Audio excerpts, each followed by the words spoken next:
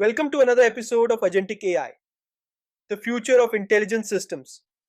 For years, the conversation around sovereignty has been straightforward. It's centered on a simple question: where should our data live?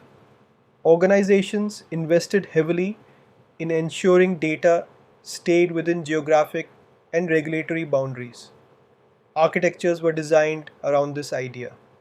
Data was stored regionally, access was tightly controlled, movement was monitored, and compliance became a function of location. That model worked because the systems themselves were predictable. They waited for instructions, they processed inputs, they produced outputs within clearly defined limits. But something fundamental is changing. The shift is not just about more data or more powerful models, it is about behavior.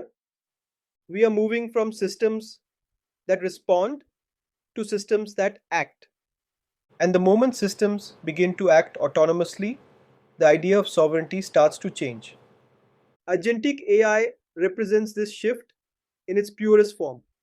These are not systems that simply generate outputs, they pursue goals, they break problems into steps, invoke tools, and iterate until an objective is achieved. In doing so, they introduce something new: autonomy in execution. And once autonomy enters the picture, sovereignty is no longer a static control problem. It becomes a dynamic governance challenge. Because now the question is no longer just where data resides, it is where intelligence is allowed to act. This is where the traditional model begins to fall short. That model assumes stability. It assumes that data has a known location, that processing happens in predictable environments, and that decisions are made within controlled systems. But agentic systems don't operate that way. An agent might start with a simple task, say generating a report. But to complete that task, it could pull customer conversations from one system, retrieve operational metrics from another, reference historical context from memory, and produce a synthesized output that gets shared across teams.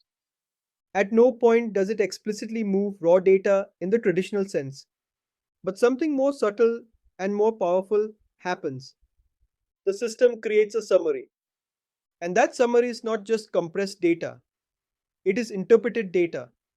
It reflects patterns, insights, and relationships that didn't exist in a single place before. Think about a customer support system analyzing conversations across regions.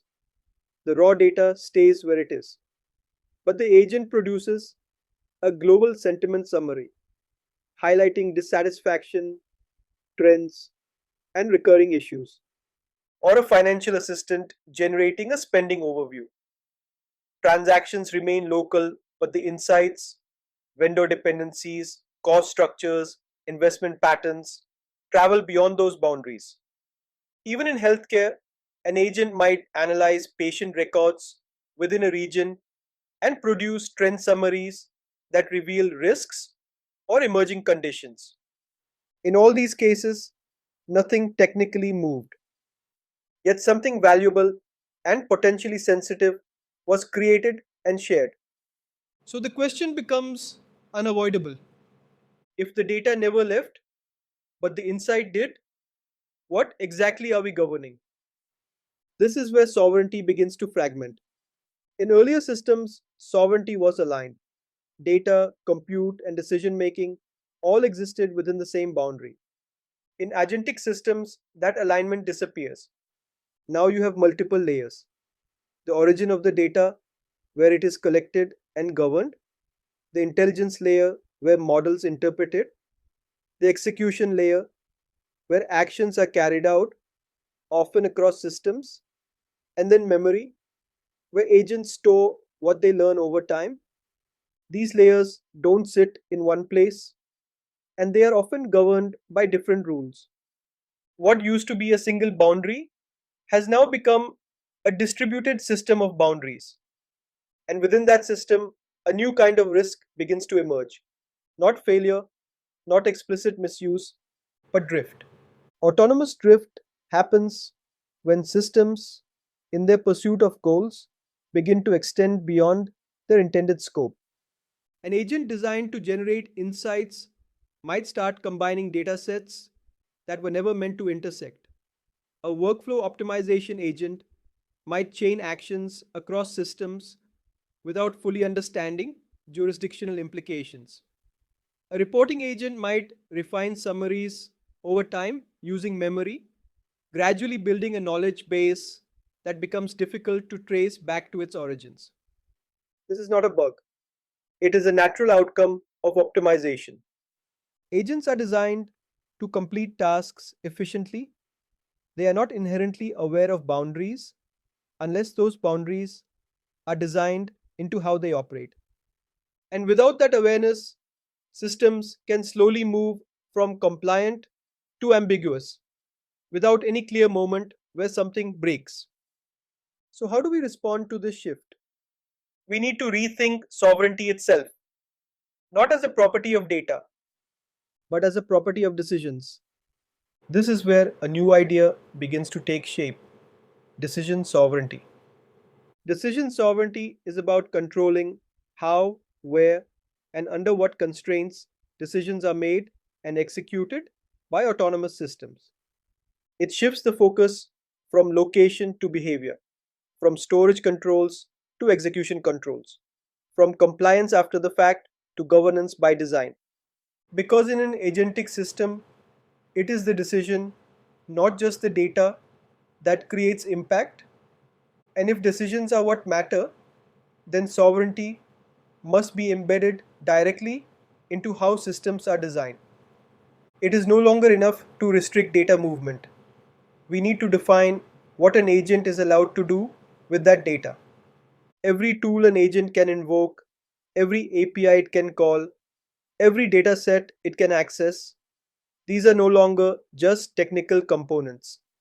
They are governance boundaries. Integrations become control points. Visibility also needs to evolve. It is no longer sufficient to know who accessed which data set. We need to understand the chain of reasoning, why a decision was made, what data contributed to it, and how it was executed. And policies can no longer sit outside the system. They need to become part of the system's reasoning itself, shaping behavior in real time. As organizations move forward with agentic AI, a clear divide will begin to emerge. Some will focus purely on capability, building systems that are faster, more autonomous, more powerful. Others will focus on controlled autonomy, systems that understand boundaries, constraints, and responsibilities. At first, the difference may not be obvious, but over time, it will determine which systems are trusted, which are scalable, and which can operate in a regulated global environment. And this is where the conversation shifts beyond technology. This becomes a leadership question. Because deploying autonomous systems without redefining sovereignty is essentially introducing decision making entities without clearly defined limits. Leaders need to start asking different questions. Where are our systems allowed to act? What decisions can they make independently? How do we ensure those decisions stay within acceptable boundaries? These are not future concerns. They are already shaping how intelligent systems are being built and deployed today. For a long time, we asked where our data should live, but the next decade will be defined by something else entirely. Where is our intelligence allowed to act and under whose control?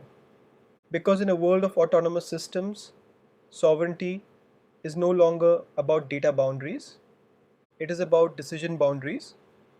And those who understand this shift early will not just build more advanced AI systems, they will build systems that are trusted, scalable, and truly sovereign.